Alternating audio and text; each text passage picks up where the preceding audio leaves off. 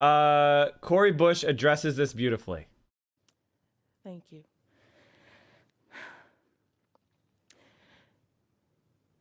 Thank you for that, and thank you for being such a leader at this time. Madam Speaker, St. Louis and I rise to reflect on how our office experienced the white supremacist attack on our nation's capital on January the 6th. Everybody's experiences are different, and everybody's experiences must be validated.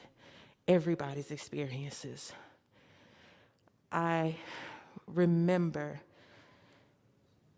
sitting up in the gallery, listening to floor speeches, knowing that there was supposed to be a protest happening outside, seeing people outside, and thinking that this was just part of the day until something happened. And I just felt the need to stand up and walk out. I walked out and I walked over I went to the steps. I went down a flight and I went to the steps and I went to look to see what's happening outside. And I saw the tip top of flags. And then I saw more of the flags and I could read words. And then after I could read words, I could see people. And then I realized that people were approaching. So I hopped on the nearest elevator and left and made it back to my office safely. And when we came back into our office, we walked in and we started to see on our televisions people breaching doors. And I remember thinking, is this actually what's happening? The more I watched, we talked about the Yemen thing a little bit. Let me say this, that was not a protest. I've been to hundreds of protests in my life. I've co-organized, led and organized protests, not only in Ferguson, Missouri, alongside the amazing Ferguson front line that most people don't even acknowledge. They don't even know their names. They don't even know who died. They don't even acknowledge the amazing people that put their lives and livelihoods on the line for our safety, believing that Black Lives Matter, because they actually do. And we shouldn't have to say it. It should just be true. But it's not evident in our society when we have to continue to say, my life matters.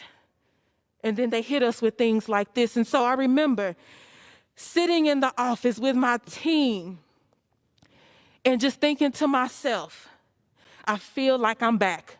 At this very minute, I feel like I'm back. I feel like this was one of the days out there on the streets when the white supremacists would show up and start shooting at us. This is one of the days when the police would ambush us from behind trees and from behind buildings, and all of a sudden now we're on the ground being brutalized. It felt like one of those days. And I just remember taking a second thinking, if they touch these doors, if they hit these doors the way they hit that door, if they hit these doors and come anywhere near my staff,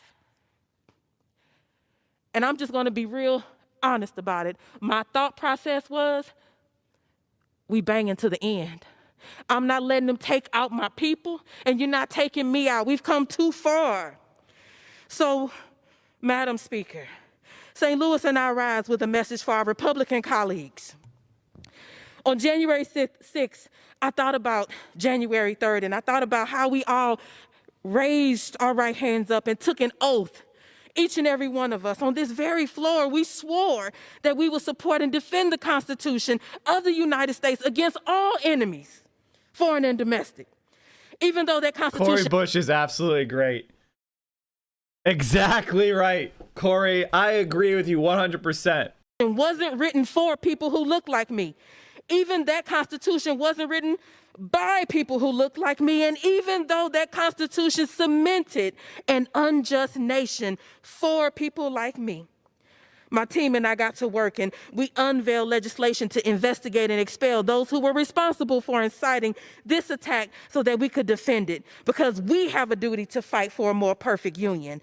Because we cannot stand up to white supremacy in this Because if we cannot stand up to white supremacy in this moment as representatives, then why did you run for office in the first place?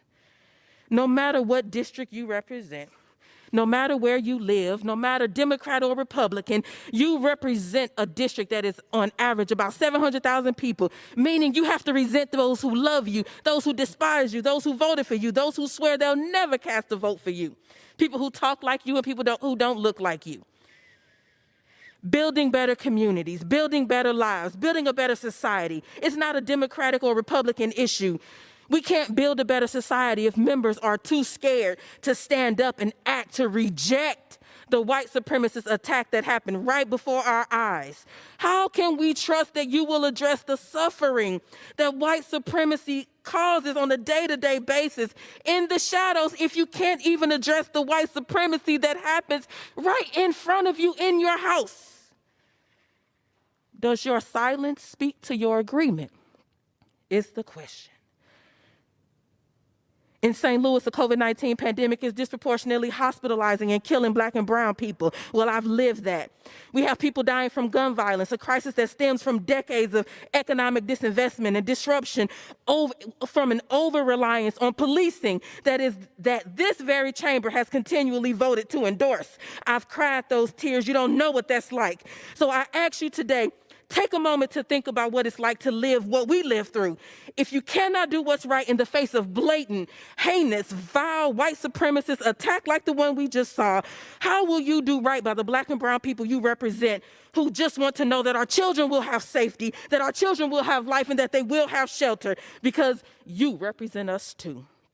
So on January 3rd, we stood together to swear our oath to office to the Constitution. We swore to defend it against all enemies, foreign and domestic.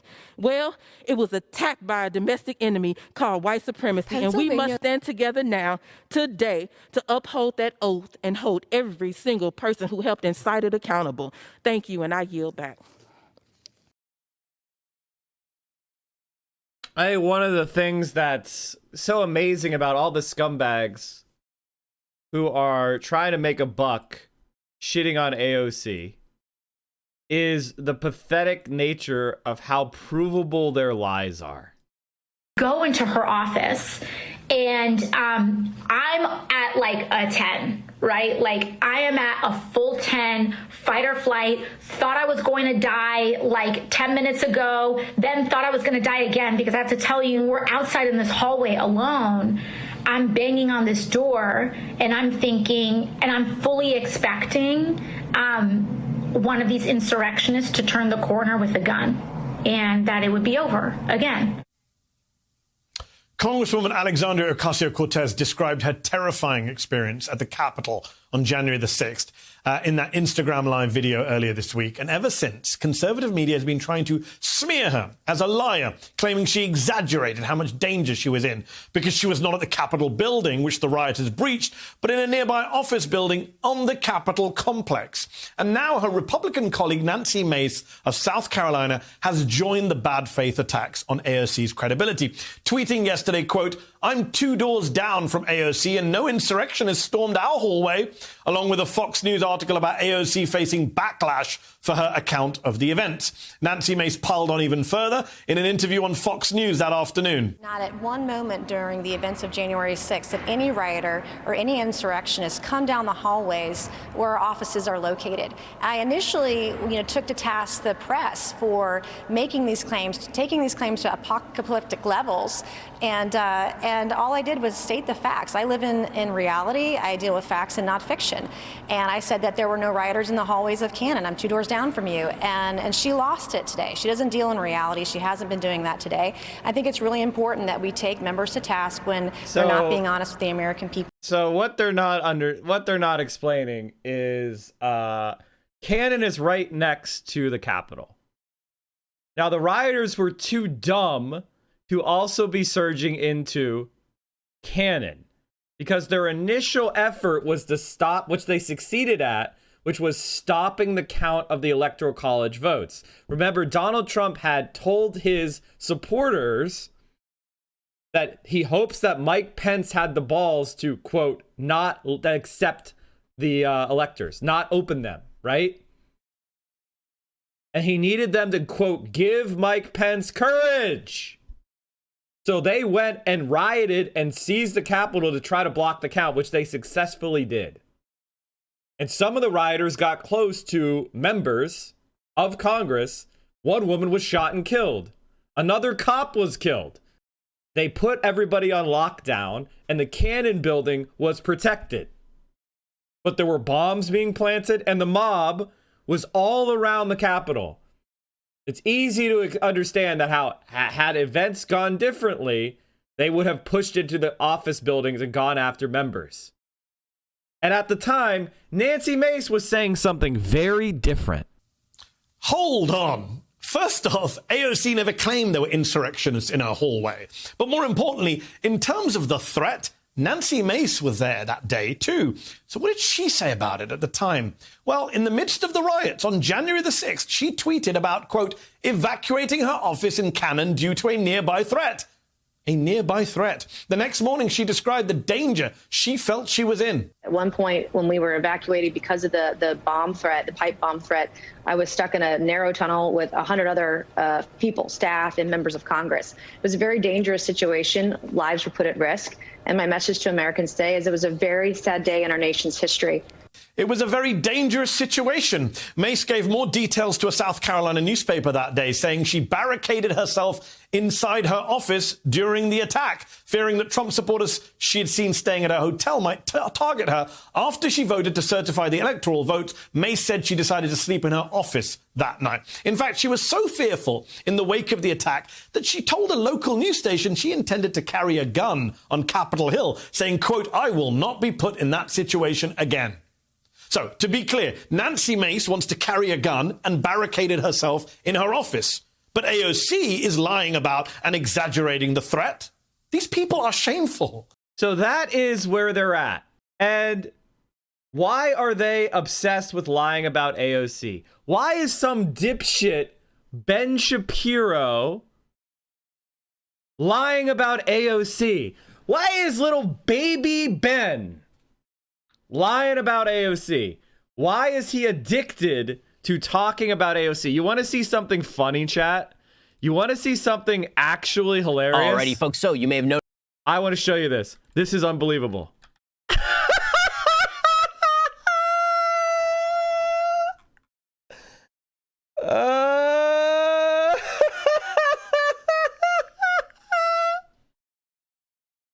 Under pressure. The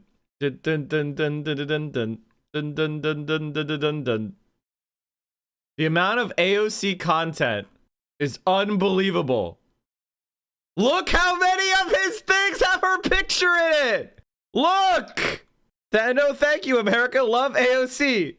Non-stop thumbnails.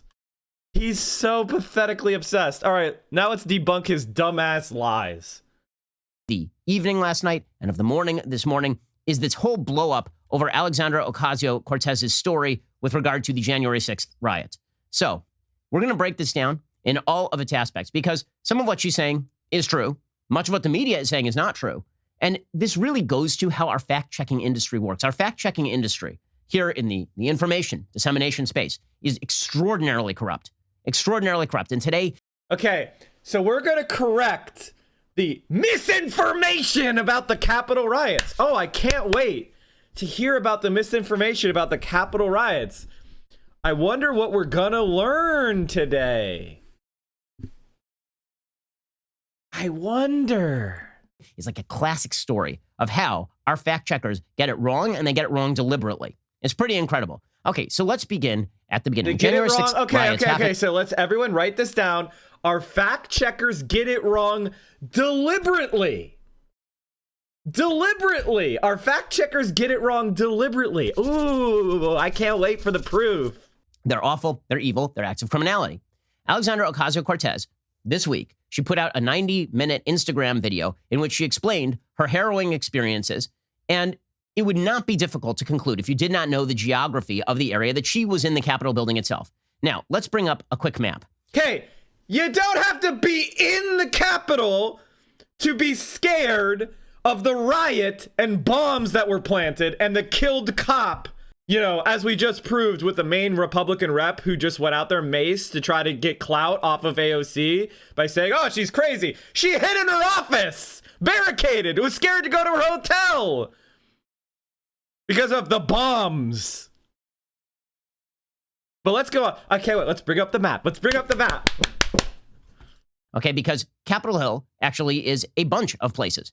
Right? Capitol Hill is not just the Capitol building. Capitol Hill is a bunch of different places. So, for example, the Capitol Hill like the actual Capitol building is not all congressional offices are actually located inside the Capitol building. Some of the congressional offices are located in what's called the Longworth building. Another set of congressional offices are located in the Cannon building. Alexandria Ocasio-Cortez's offices are located in the Cannon building. In this map, you can see the Cannon House office building that is located all the way down First Street and across Independence Avenue. It's a little bit of a walk. It's about 0.3 miles. It's not like right next door, but it's also not super duper far away. There are tunnels. 0.3 miles. A 2-minute jog away. Directly. So I'm going to show you. Oh my God. He's an absolute fucking idiot. Oh my God. That connect the U.S. Capitol building to the Cannon House office building. There's also the Longworth House office building, and that houses a bunch of different congressional offices. There's also the Rayburn House office building, right? All of these are located along Independence Avenue. They are not part of the Capitol building. They're part of what's called the Capitol complex, meaning that it includes, you know, everything in the immediate area that is connected via tunnels. Okay, so I've taken those tunnels. They exist. On the day of January 6th, Cannon House office building was not breached. Okay, the rioters did not breach Cannon House office building. They did not breach the Longworth House office building. They did not breach the Rayburn House office building. They breached the Capitol building itself. Okay, so if you watched AOC's live stream, she never says that she's in the Capitol building. So let's be clear about this. She didn't lie and say that she was in the Capitol building. Some people are saying that she lied. She didn't. What she says is that she felt like she was in imminent fear of her life. Okay, and listen, you are entitled to your feelings. It doesn't mean that your feelings are entirely justified, as we will see when you watch Katie Porter. One of the people was arrested for threatening to assassinate her. Oh, man. Capitol rioter charged after tweeting death threat to AOC.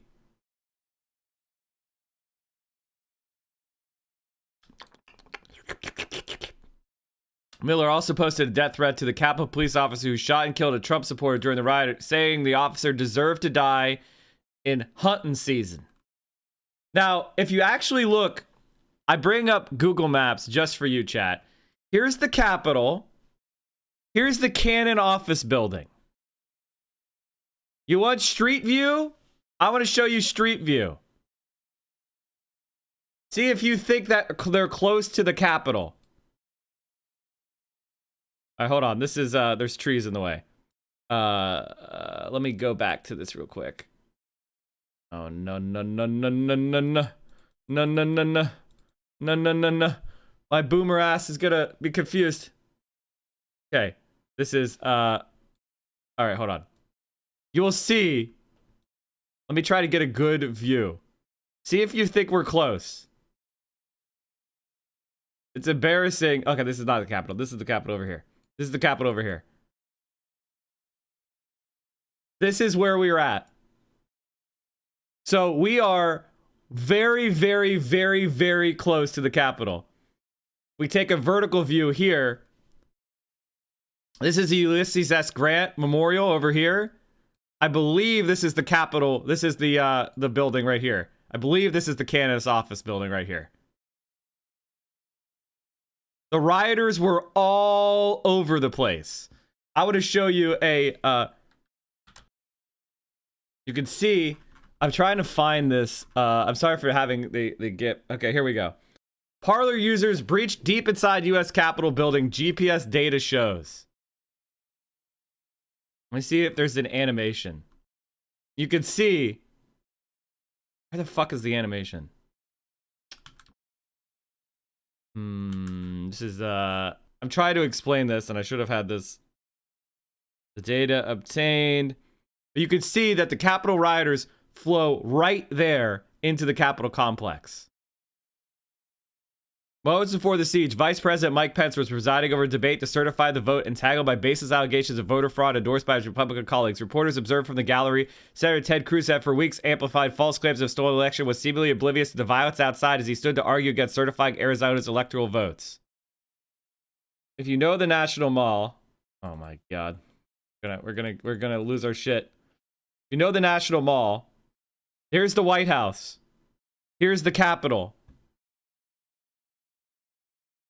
And they walked all over the Capitol area, including people, parlor people, all around the Cannon office building. What do you know? There were rioters near the Library of Congress and the Cannon office building, all outside here. That's weird. I thought they were just in the Capitol. There, here's the animated heat map. Thank you. Thank you, everybody, for providing me the link. Here it is. Cannon office building is right here.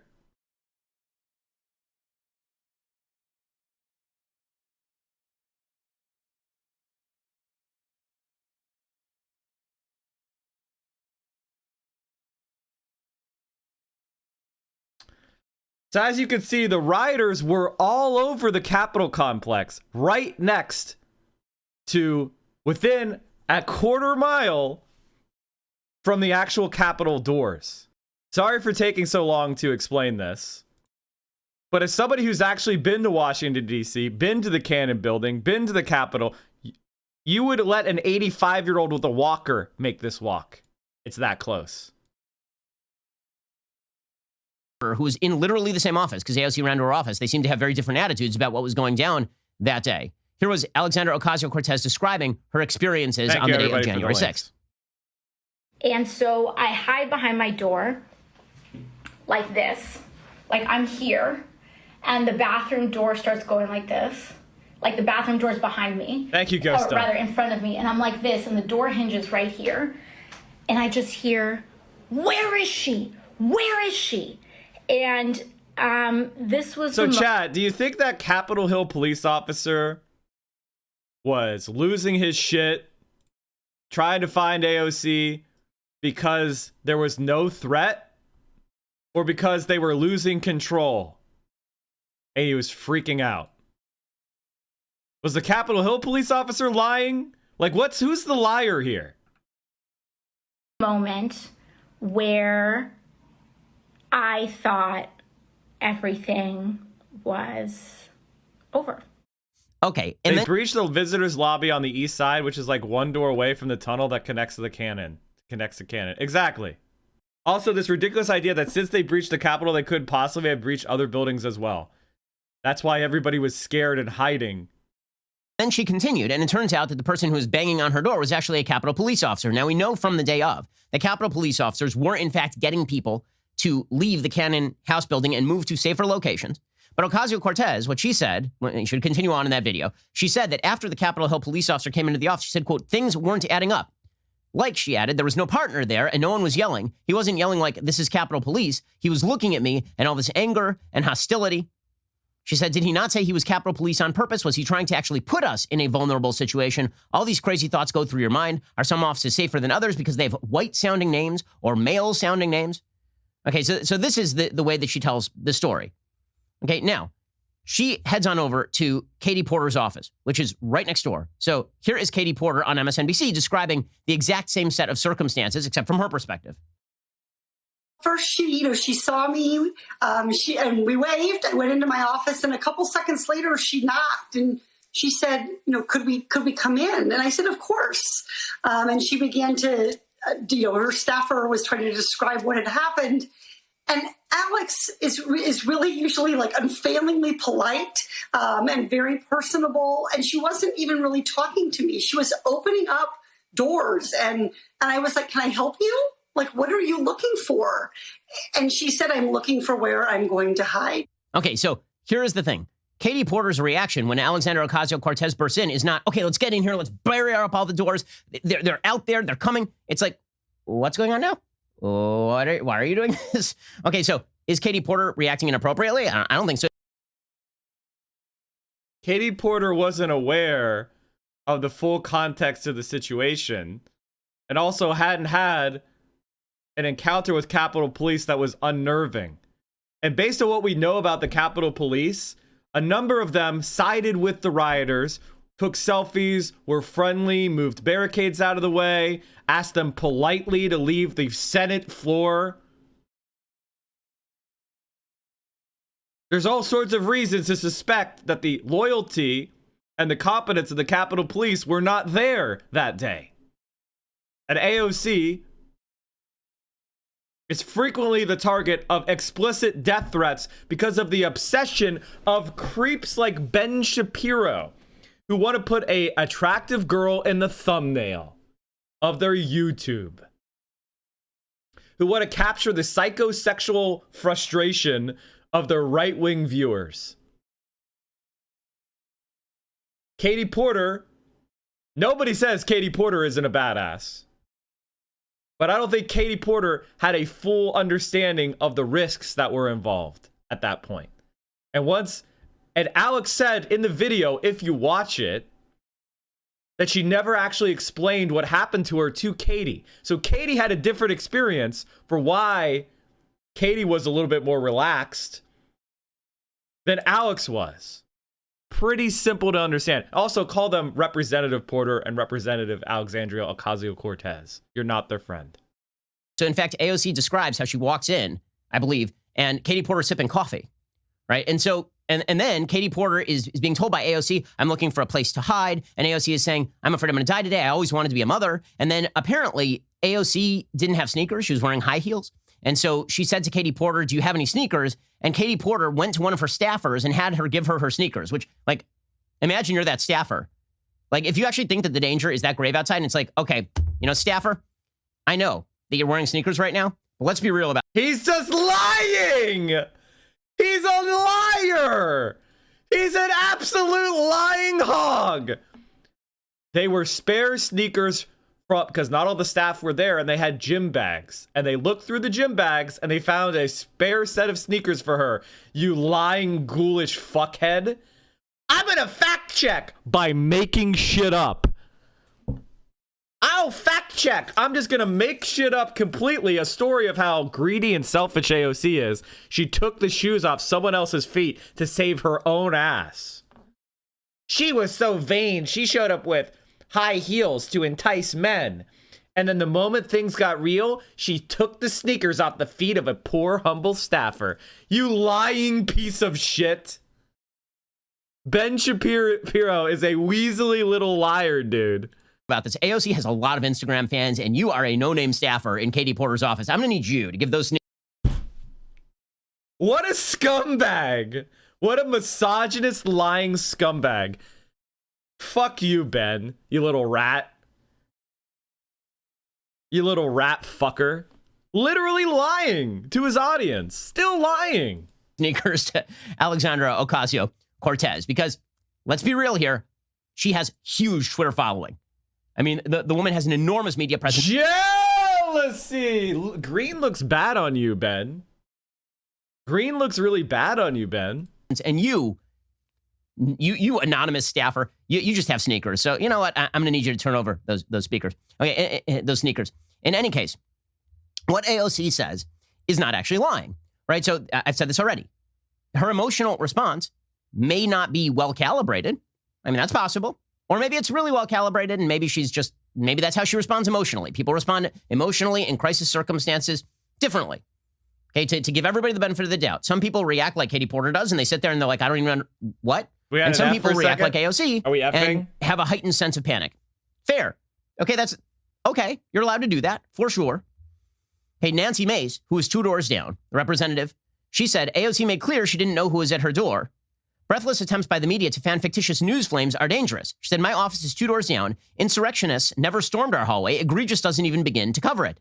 Is there nothing the MSM won't politicize? Because here's the way that Newsweek covered what AOC. Okay, so this woman, who at the time, contemporaneous with the attacks, barricaded herself in a room, expressed to media we already watched the clip debunking her, and embarrassing. She said she wanted to carry a gun. She was worried she was going to be targeted because she voted to certify the election. She hid in her office as opposed to going to her hotel. Now she's trying to jump into the Ben Shapiro Fox News lie about AOC grift. I know a Ben Shapiro fan will not find this and watch it and deal with it reality. But you understand that Ben Shapiro is a paid liar, right?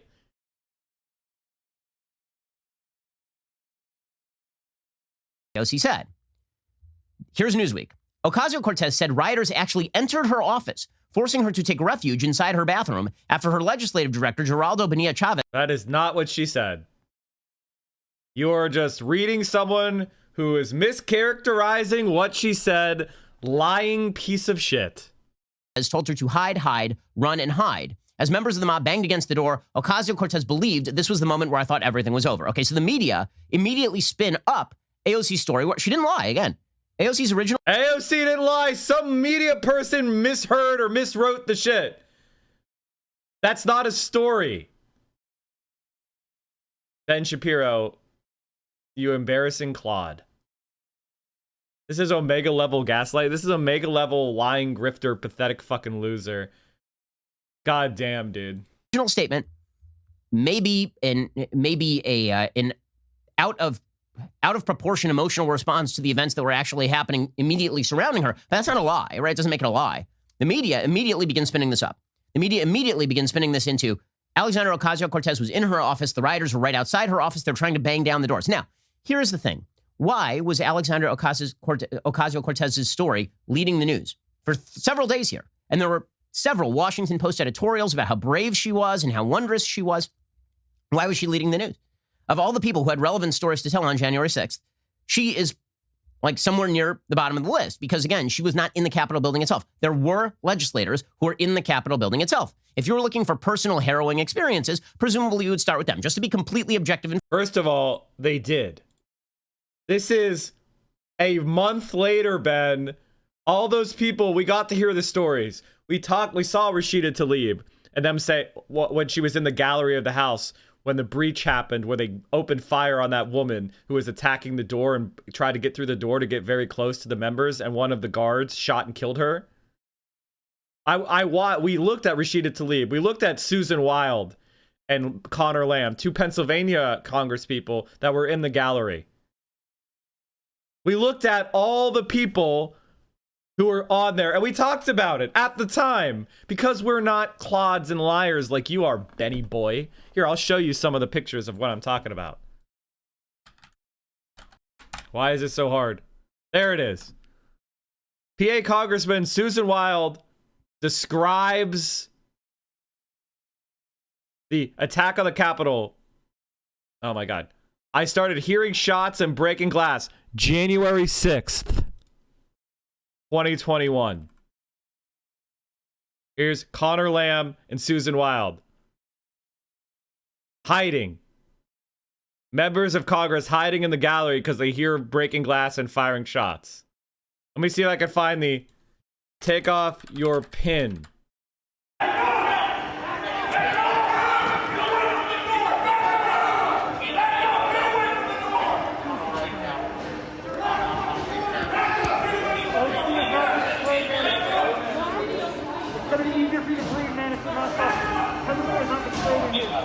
You'll let us know.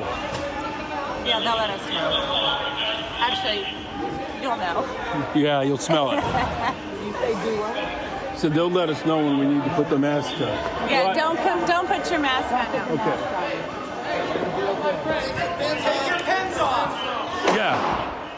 The fuck? Take your pins off. Pins off.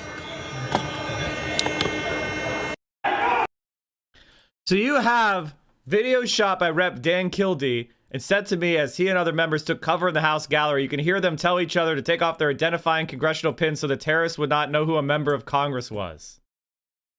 Did I say pins? Pins off. Pins off. Take your pins off. Not your pants. Shit. Yeah, we covered those, Ben. And AOC talked about how she was frightened for her life because of the unprofessionalism of a Capitol Hill police officer. There were mobs right outside of the Cannon office building. They were right next to the tunnel. They very easily could have gone to the Cannon office building if they were a little bit more prepared. Why is it that Okay, that's great. We'll watch that as candy.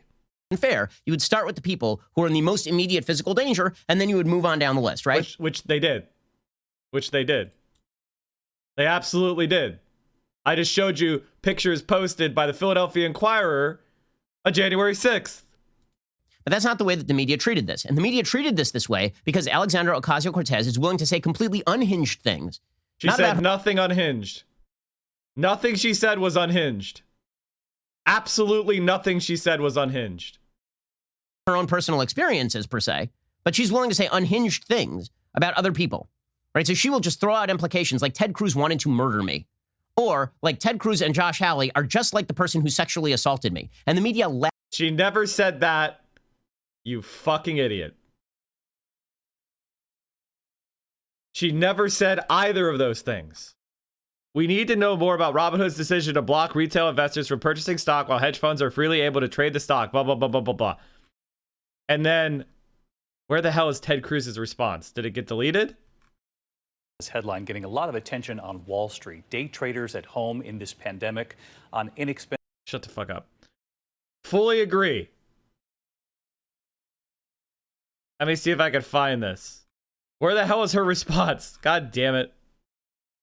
A live show, chat. A live show. When you make a live show.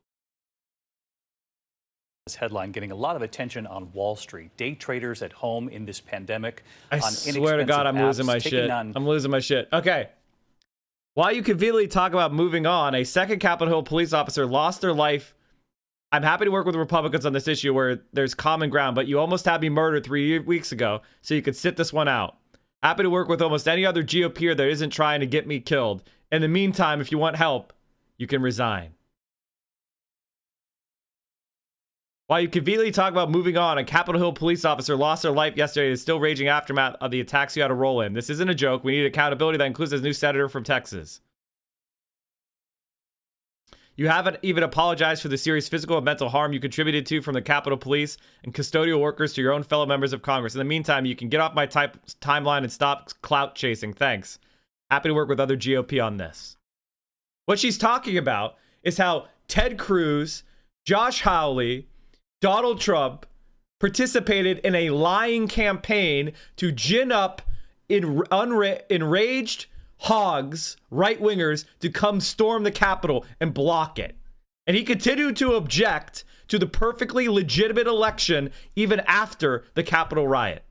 And yes, all those people contributed to try to help her killed. She never said he was the same as the rapist that raped her. She quite correctly pointed him out as somebody who inflamed these people into believing a huge lie about the election.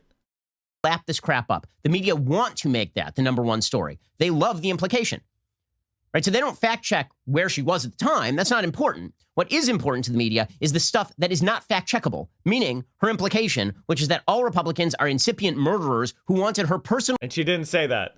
She said Ted Cruz, Josh Hawley, and Donald Trump contributed to it, and that led to the killing of people, which is a direct fact. Killed and or are like rapists who want their victims to just forgive and forget. Right? That's the part that the media loves. That's why the media spun it up. If Alexandra Ocasio-Cortez had just described her circumstance and said, listen, I was in the Cannon House office building. Right? It's located about 0.3 miles away. It's like a 6-minute walk. There's some Capitol tunnels, but those were protected by cops. Not true. They were very close to breaching the Capitol tunnels. The hogs were just focused on blocking the vote, which they succeeded on doing. And it was disorganized. There were Proud Boys and other right-wing fascists leading the charge, but they didn't have a definitive program and plan when they got in there. Luckily, they didn't. The building wasn't breached at any point, but I was in fear because I know that I'm really famous and I know a lot of people send me death threats and it freaks me out. And so when that happened, I went and I hid in Katie Porter's office and listen, I was scared. Do you think that would have made the SEM headlines? Of course it wouldn't have made the SEM headlines. The reason it became a headline is because she said she was a sexual assault survivor. And therefore, the people who were not on her political side of the aisle that she dislikes are just like the person who sexually assaulted her. right? That's why it made headlines. Literally not what she said at all. Why do these right-wing lying pieces of shit always continue to lie? She talked about her prior traumas and how this affected her. How the fear from the unprofessionalism of that Capitol Hill police officer made her feel more fearful in her experience during the riot. And other Congress people were literally protected by gunfire. This is insane. That's why you got the bravery of Alexandra Ocasio-Cortez routine from the media. That's the reason, not because of the actual circumstances that surrounded her.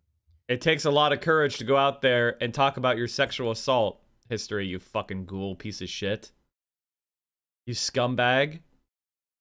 Takes a lot, to talk about that as a young woman with disgusting ghouls like Ben Shapiro hanging around.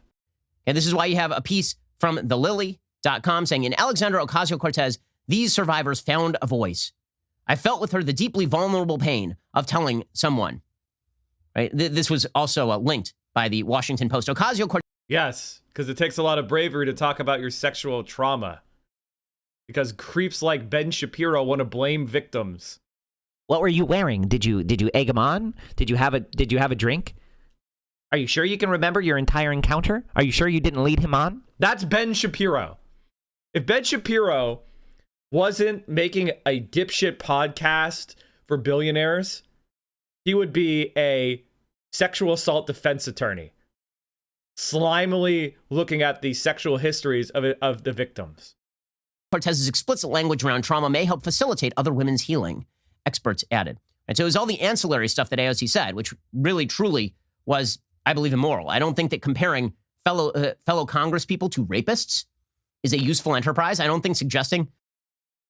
If those people call on a mob to stop the steal and they make up lies about the election so they can brown those Donald Trump, which leads to a Capitol Hill assault and in which people died, they're responsible for it. That Ted Cruz wants you dead is a useful enterprise. But the media love that kind of stuff, right? That is the reason why She also drew a parallel to the move on tactic that Republicans are advocating, which is what abusers do to stay in the cycle, which is a valid parallel, IMO. That's a great point, Sarsis. Republicans want to move on. Oh, yeah, that horrible thing happened, but let's just move on. We don't need to punish anybody. Let's not punish anybody.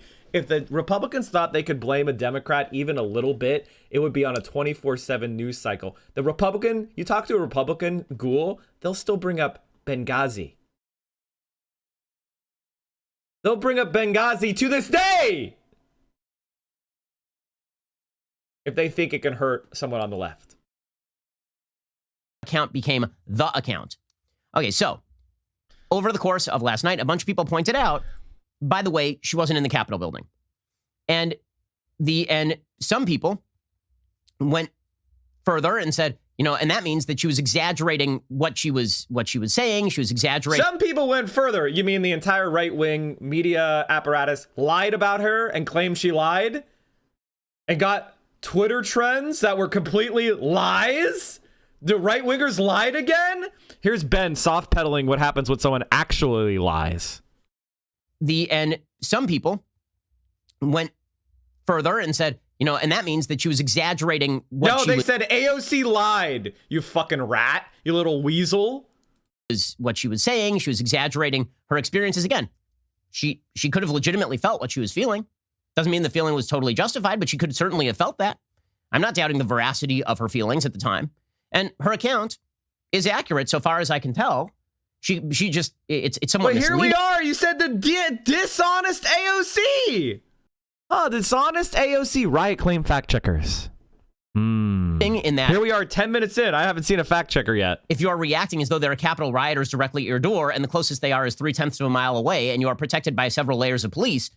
They were not protected by several layers of police. We just showed a fucking clip of the House floor where police were in a thin line. There were about 6 guards barricading a door to the House floor, and they could literally hear gunshots.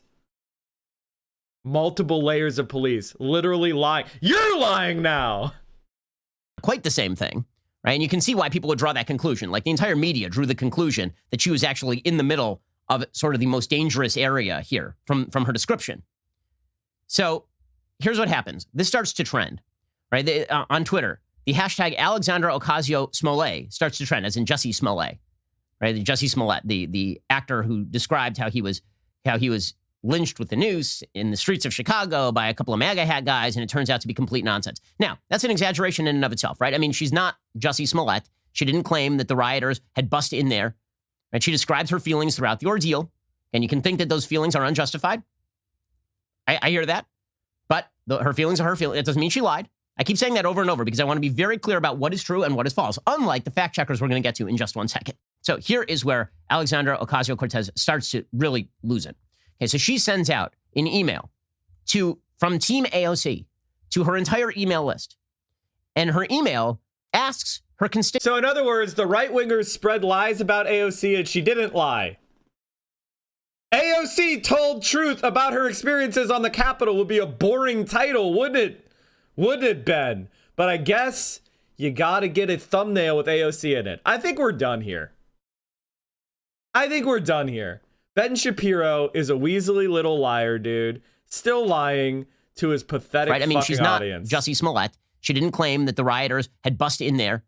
Right? She describes her feelings throughout the ordeal. And I think that's it. Just have a little piece of Ben Shapiro candy and let's move the fuck on. Why is it that a bill banning abortions after a woman has been pregnant for 6 weeks is not a return to the Dark Ages? What's your answer? My answer is something called science. Human life exists at conception. It ought to be protected. Now, back to my question to you. You purport to be an objective journalist. BBC purports to be an objective down-the-middle network. It obviously is not. It never has been. And you as a journalist are proceeding to call one side of the political aisle ignorant, barbaric, and sending us back to the Dark Ages. Why don't you just say that you're on the left? Is this so hard for you? Why can't you just be honest? Mr. Seriously, Shapiro, it's a serious question. Mr. Shapiro, if you only knew how ridiculous that statement is, you wouldn't have said it. I just asked you a question.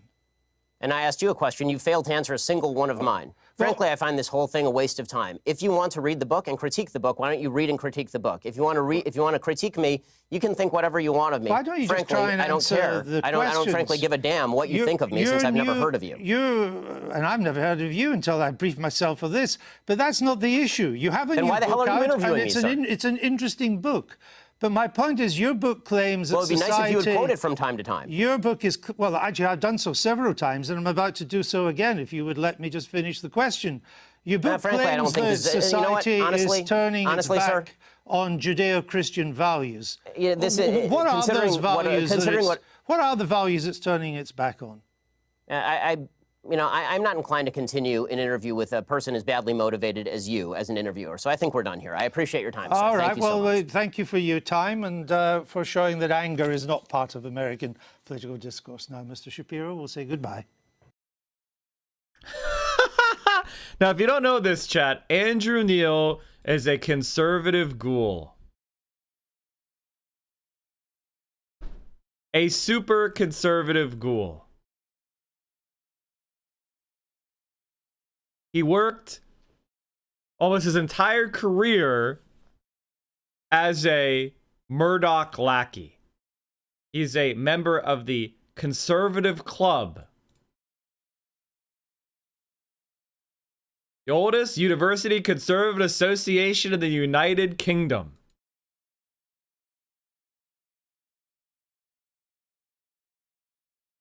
Before working for the Conservative Party.